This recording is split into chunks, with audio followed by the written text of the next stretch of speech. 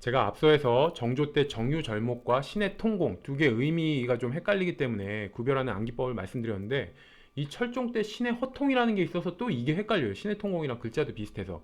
그래서 다시 한번 정리해서 좀 말씀을 드릴게요. 정유절목은 정조 때 서어를 규장과 검서관으로 등용을 한 거예요. 그래서 어떻게 외우라고 그랬죠? 절목은 그냥 발표했다 이런 뜻이에요. 그래서 정유년에 발표했다. 원래 뜻은 이건데 정유를 정을 정조가 유를 유대관계를 갖기 위해서 발표를 한 거다.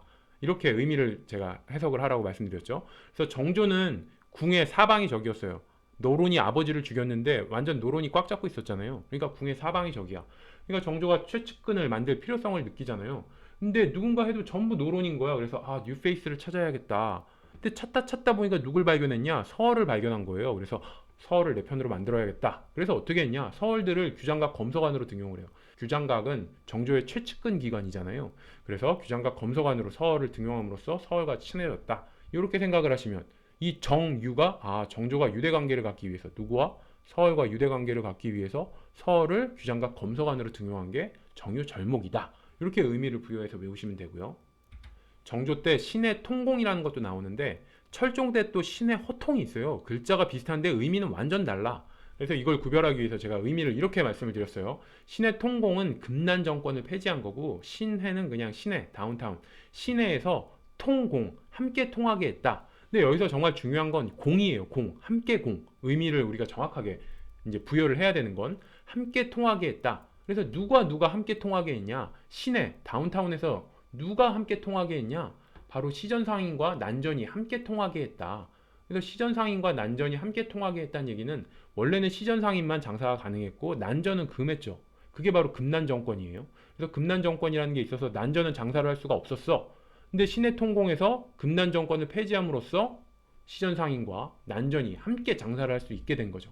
그래서 신해 통공을 시내에서 통공, 함께 통하게 했다. 그래서 함께 통하게 했다가 중요한 거예요. 함께 통하게 했다. 그럼 그 함께가 누구냐? 시전상인과 난전이 함께 통하게 했으니까 그 전까지는 시전상인만 가능했는데 금난정권, 난전을 금하는 이 금난정권을 폐지함으로써 난전도 함께 장사를 할 수 있게 했다. 그게 바로 신의 통공이에요. 자, 그리고 철종 때 신의 허통이 있어요. 신의 통공과 글자 3개나 비슷하죠.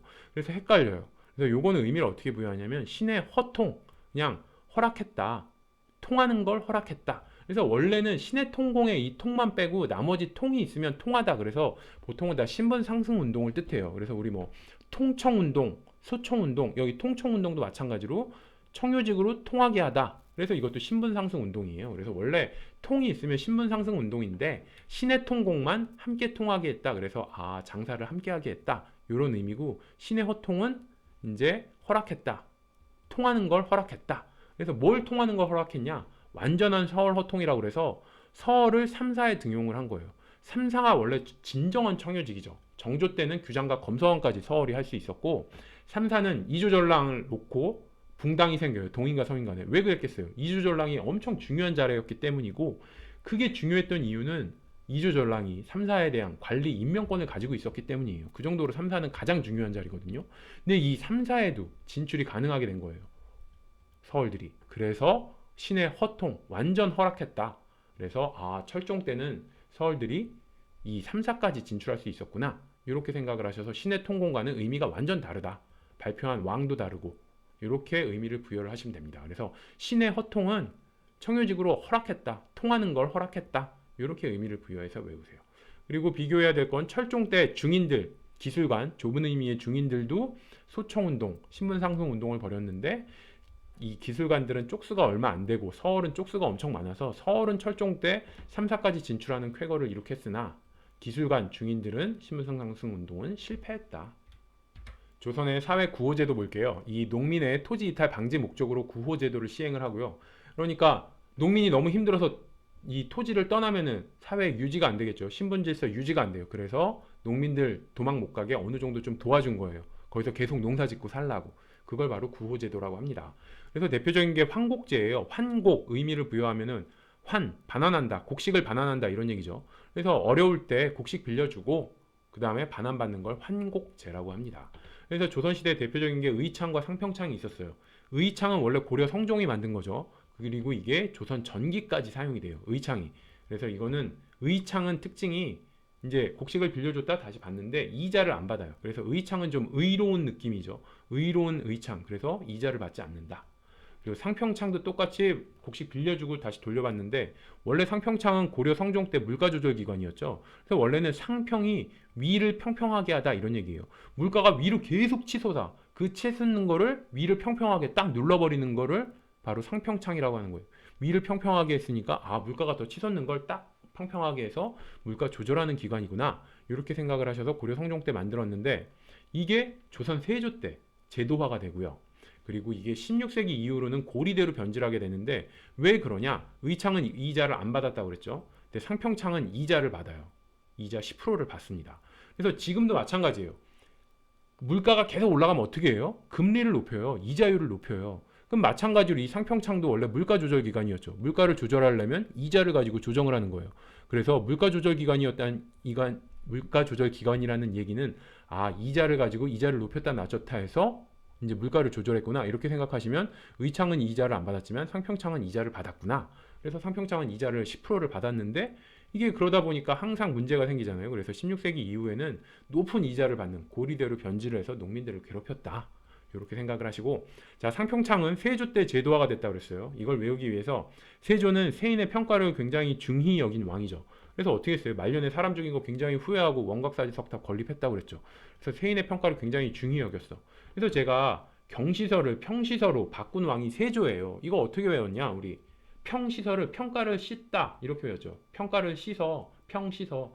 그래서 세조가 자기가 한 짓을 굉장히 후회했잖아요. 그래서 자신에 대한 평가를 씻어내고 싶어하는 왕. 그래서 평시서 하면 아 세조 이렇게 연결시키라고 말씀드렸죠. 상평창도 마찬가지예요. 상평을 원래는 위를 평평하게 해서 물가 조절하는 곳이지만 상평을 이렇게 의미를 부여할게요. 윗상이에요. 상중하 중에 상. 상으로 평은 평가하다 이런 얘기예요. 아 상으로 평가받길 원했다. 세인의 평가를 중히 여겼다 그랬죠. 세조는. 그래서 상평창. 상으로 평가를 받길 원했다. 그럼 아 세인의 평가를 중히 여긴 세조 이런 식으로 연결을 하셔서 자 세조는 경시서를 평시서로 여기 평이 들어가죠. 평가. 상평창을 제도화. 여기도 평이 들어가죠. 그래서 아 세조는 이렇게 평가를 중히 여겨서 그런지 평이 들어가는 거는 세조와 연관이 많구나 이렇게 외우세요. 자 의료시설 볼게요. 동서대비원이 있어요. 이건 이제 원래 고려 때 동서대비원이었는데 조선 태종 때 동서활인서로 개창이 됩니다. 그리고 하는 일은 뭐 도성의 환자 진료와 유랑자, 나그네들 구휼하는 거고요. 해민국이 고려 때 있었죠. 이것도 의료 담당하는 곳이고 이것도 세조 때 해민서로 개창이 돼요. 그래서 고려 때 동서대비원, 해민국 이게 있었는데 조선이 되면 동서활인서, 동서대비원이 동서활인서로 바뀌고 해민국이 해민서로 바뀌어요. 아 조선 선이라 그런지 동서할인서, 해민서 이런 식으로 바뀌는구나. 이렇게 고려 때는 동서대비원, 해민국, 조선 때는 동서할인서, 해민서, 조선이라 그렇다. 이렇게 외우세요. 빈민구율제도 간단하게 정리하면 빈민구율제도는 빈민에게 빌려주고 이제 돌려받는 거예요. 다시. 그래서 진대법은 고구려 고국천황 때 진대법이라는 게 있었죠. 그리고 고려 태조 왕건이 흑창이라는 걸 흑퍼먹는 사람들을 불쌍히 여겨서 태조 왕건이 흑창을 만들었고요. 성종이 의로운 유교 정치의 왕 성종이 의창을 만들었고요. 조선시대에는 이게 환곡이라고 그랬죠. 그리고 조선시대에 이 환곡제로 의창과 상평창이 있다고 말씀드렸고요. 대원군 때가 되면 사창이라는 게 나와요. 그래서 앞머리 글자를 타면 진흑의 환사. 근데 이걸 진흙의 환상.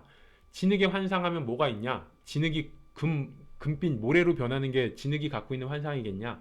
그게 아니고 머드팩이 돼서 아름다운 여성의 얼굴이나 몸매에 찰싹 달라붙는 게 진흙의 환상일 수도 있다. 그래서 진흙의 환상.